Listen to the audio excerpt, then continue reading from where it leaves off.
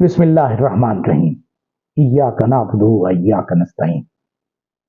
Rabbi इश्रह ली सदरी व यस्सिर ली अमरी वहलुल उक़दतम मिन लिसानी यफ़क़हू क़ौली। सदक़ल्लाहुल अज़ीम। अस्सलाम वालेकुम। एमटीएल टीवी के साथ मैं हूं एमटीएल यानी मोहम्मद तस्लीम लगा। एमटीएल टीवी हमारा यूट्यूब और फेसबुक चैनल है जिसे आप देखते हैं, सब्सक्राइब करते हैं, शेयर करते हैं और लाइक करते हैं। और आप करें क्योंकि हमारी आवाज़ ज़्यादा से ज़्यादा लोगों तक पहुंचनी चाहिए। आज हम गुफ्तगू करेंगे पाकिस्तान की हुकूमत साजी हुकूमत के बाद तो जैसे गुज़िश्ता रोज़ हमने कहा था कि जी पाकिस्तान में जो फॉर्म 47 की हुकूमत है उसने तो डे वन से एक तबाही फैलाने की बात शुरू कर दी है। IMF से भी स्टाफ लेवल मुआहदा भी हो गया है और स्टाफ लेवल मुआहदे के फ़ौरन बाद हम अगले मुआहदे के लिए भी कोशिश कर रहे हैं, उसके लिए भी बातचीत शुरू हो गई है। और अभी ये स्टाफ लेवल मुआहदा हुआ है और गैस हमारी महंगी होना शुरू हो गई है। यानी ये बात तय है कि जब भी IMF आएगा तो या तो पेट्रोल की कीमतें बढ़ेंगी, गैस की कीमतें बढ़ेंगी, बजट बढ़ेगा, इलेक्ट्रिसिटी की कीमतें बढ़ेंगी और उनके पास टैक्स जमा करने के लिए हुकूमत के पास कोई और तरीका नहीं।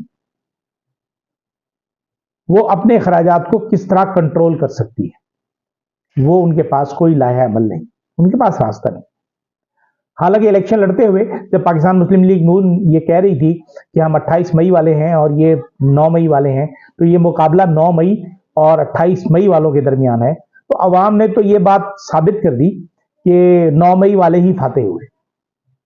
वो बाद में क्या हुआ, 9 फरवरी को क्या हुआ, वो एक 9 मई की तरह एक और नई साजिश हुई 9 फरवरी को, जिसने पूरे निज़ाम को उलट पुलट कर दिया। वो लोग जिन्हें चंद हजार वोट मिले थे उन्हें लाखों वोट दिला के जितवा दिया गया। जैसे मैंने कराची में सिर्फ एक डिस्ट्रिक्ट कोरंगी ही की बात की थी कि डिस्ट्रिक्ट कोरंगी में कुल जिन कौमी असम्बली के सूबाई असम्बली के हलकों पर जो वोट मिले MQM को, वो चंद हजार थे, 4000 5000 थे टोटल, जबकि उसके मुकाबले में उनकी एक जो MNA थी आसिया इसहाक, उसे 80,000 से ज्यादा वोट मिले। और ये समझ में नहीं आया कि वो इतने वोट कहाँ गए, बाकी वोट कहाँ गए। आसिया इसहाक क्यों इतनी काबिल हो गई कि लोगों ने MQM के जो सूबाई असम्बली के उम्मीदवार थे उन्हें वोट नहीं दिए, कौमी असम्बली के वोट मिल गए उन्हें और वो MNA बन गई और MK जो है वो कोई और बन गया। इस तरह हमने देखा कि तकरीबन 1,35,000 वोटों का फर्क था जो कौमी असम्बली और सूबाई असम्बली के वोटों में था। अब ये तो मुमकिन ही नहीं हो सकता कि जब कोई शख्स वोट डालने के लिए अंदर जाता है, बूथ में जाता है, तो उसे 2 ही पर्चियां दी जाती हैं, एक कौमी असम्बली की, एक सूबाई असम्बली की। ये नहीं हो सकता कि उसे कहा जाए कि आपने कौमी असम्बली का वोट डालना है या सूबाई असम्बली का, वो दोनों ही पे वोट डालता है। इस तरह की जो दीदा दिलेरी थी, धांधली थी, डकैती थी, चोरी थी, चोरी तो छोटा लफ्ज़ है, डकैती थी ये, इसने तो बंदूक की नोक पर पूरा इलेक्शन चुरा लिया। अब वो हार गए। उसके बाद अब चूंकि सब लोगों को पता है, हर शख्स ये जानता है, मियां मोहम्मद नवाज शरीफ साहब अपनी दोनों सीटें हार, फॉर्म 47 की वजीर आजम मियां शहबाज शरीफ साहब, उन्हें पता है वो हार चुकी हैं। फॉर्म 47 की वजीर आला पंजाब मरियम नवाज हार चुकी हैं और वो इतनी बुरी हार चुकी हैं कि अब वो अपनी मद्दे मुकाबिल उम्मीदवार जिससे वो शिकस्त खा चुकी हैं, सनम जावेद, जो एक नौजवान सोशल वर्कर, एक नौजवान कारकुन है, उनसे इतना घबराती हैं कि ना उन्हें तो उन्होंने मखसूस नशिस्तों पर अंदर आने दिया और अब पूरी कोशिश की जा रही है कि उन्हें सेनेट का इलेक्शन भी न लड़ने दिया जाए। अब सेनेट के इलेक्शन के लिए धांधलियां शुरू हो गई हैं। एक तरफ ज़मीनी इंतखाबात में जो कुछ हुआ चौधरी परवेज इलाही के साथ हो रहा है, उनके फॉर्म जमा नहीं हुए, बड़ी मुश्किल से अदालतों के हकामात के बाद जमा हुए उनके, और ऊपर से ये सनम जावेद साहबा, इनके साथ क्या हो रहा है, ये लोग सरवाइव नहीं कर सकते, ये लोग कुछ कर नहीं सकते। अब आज एक SIFC का इजलास हुआ जो जाहिर है हमारे मुल्क में सरमायाकारी की सहूलतकारी का एक फैसिलिटेशन सेंटर है, बनाया गया है, जिसे बुनियादी तौर पर तो हमारी हुकूमत ही को बनानी चाहिए, सियासी हुकूमत को बनाना चाहिए, लेकिन वो बनाया गया फौज की तरफ से। ठीक है, अच्छा काम है, होना चाहिए, किसी की तरफ से भी हो, लेकिन फौज के और बहुत सारे झमेले, फौज ने बहुत सारे झमेले पाल रखे। दहशतगर्दी के खिलाफ जंग है, फौज का काम है वो दहशतगर्दी के खिलाफ जंग लड़ना। वो जंग लड़ रही है, मुकाबला कर रही है, शहादतें दे रही है, कल भी 2 शहादतें हुई गवादर में, उससे पहले शुमाली वजीरिस्तान में हुई। अब फौज को कहां कहां आप इस्तेमाल करेंगे?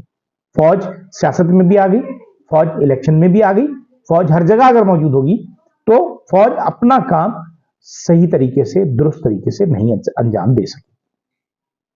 अब 9 मई के हवाले से जो लोगों को, जो कारकुनान है, उनको रिलीफ मिलना शुरू हो गया। कल जो एक हेयरिंग थी सुप्रीम कोर्ट में, उसमें बड़े तीखे सवालात किए जज साहिबान ने, जस्टिस जमाल बंदुखेल साहब ने तो खुसूसन।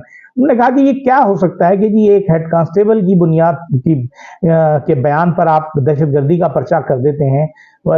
हेड कांस्टेबल इस्लामाबाद में है और पर्चा उसके बयान पर लाहौर में काटा जा रहा है, मुकदमा दर्ज वहां किया जा रहा है। पब्लिक के उसके बयान पे, एक हेड कांस्टेबल के बयान पे आप एक वजीर आजम को नाअहल करार दे देंगे? क्या वजह है? क्यों? ये इस तरह की छोटी छोटी, हम भी कई मरतबा अपने प्रोग्रामों में कह चुके हैं कि ये जो 9 मई का राग अलापा जा रहा है या ढोल पीटा जा रहा है, इसकी बाकायदा तहकीकात होनी चाहिए, जुडिशियल कमीशन बनना चाहिए और फिर जो शख्स उसमें मुलव्वस पाया जाए उसे करार वाकई सजा दी जाए। तो उसके लिए स्पेशल कोर्ट बननी चाहिए। फौजी अदालतें भी नहीं होनी चाहिए, क्योंकि फौजी अदालतों से फिर हमारी फौज उसमें इन्वॉल्व होगी, उसकी नेकनामी खराब होगी। पता नहीं हमारे वो कौन लोग हैं ऐसे, फौज के अंदर भी हैं, फौज के बाहर तो खैर बहुत सारे लोग हैं जो फौज को इन्वॉल्व करके उसकी तज़हीक व तजलील करना चाहते हैं, लेकिन फौज के अंदर भी ऐसे अनासिर हैं जो ये साजिशें करते रहते हैं कि फौज इस दलदल से बाहर ना निकले। क्या अगर हमारे फौजी, अब जंग हमारी एक लिहाज से अफगानिस्तान से छोटी शुरू हो चुकी है, कल ये अगर बढ़ गई, खुदा ना खास्ता बढ़ी, तो हम क्या करेंगे?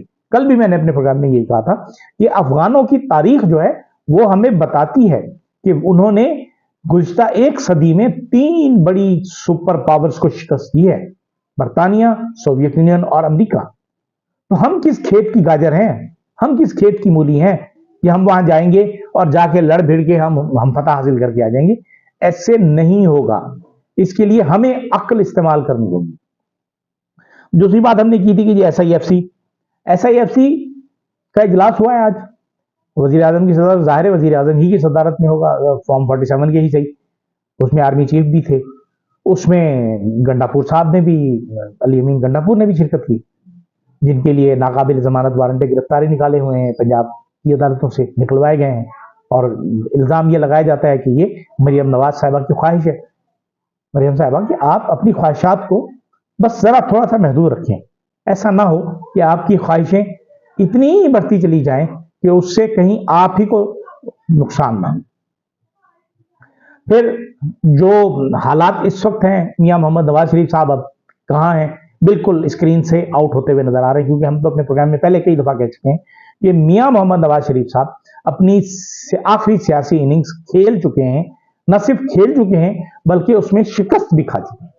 मियां साहब ने जो कुछ किया या जो कुछ उनके को हुआ उनके साथ, उसमें किसका हाथ है अब मियां साहब को समझ आ गई होगी। उनका अपना भाई उसमें शामिल है, उनके अपने भाई का ग्रुप उसमें शामिल है। हो सकता है कि उनकी बेटी भी बेवकूफ़ी में इस हद में बढ़ गई हो कि उन्होंने मियां साहब को इस जगह ला खड़ा किया जहां से अब वापसी के रास्ते नहीं है। अगर कुछ है तो अब लंदन ही वापसी का इरादा है, और कोई रास्ता नहीं है मियां साहब के पास। अब लंदन जाएं और अगले कई वर्षों तक वहीं इलाज कराएं, क्योंकि नवाज दो तो मिला नहीं पाकिस्तान को, शाहबाज लो उन्होंने कर दिया हमें। अब शाहबाज ही लो, शाहबाज तो उड़ता फिरता है, जैसे पहले 16 महीने उसने किया हमारे साथ, अब अगले कुछ अरसे तक यही करेगा, शायद जब तक हमारे मौजूदा आर्मी चीफ की एक्सटेंशन नहीं हो जाती उस वक्त तक ये हुकूमत कायम रहे। लगती तो नहीं है, लेकिन भारत, अल्लाह इन्हें अक्ल सलीम अता करे। जिस तरह ये एक्सटेंशन पर एक्सटेंशन देने पे तुले हुए हैं, अब फिलहाल चीफ जस्टिस साहब की एक्सटेंशन भी आ रही है, उन्हें मिल जाएगी, उसके बाद आर्मी चीफ की होगी, एयर चीफ की कर दी है इन्होंने, और DGISI की तो गुज़िश्ता बरस पहले ही कर चुके हैं। अब इस तरह ये एक्सटेंशनों वाली हुकूमत बनना शुरू हो जाएगी। अल्लाह करे कि मेरा मुल्क इन मसाइल से बाहर निकले। इजाजत दीजिए, अल्लाह हाफिज।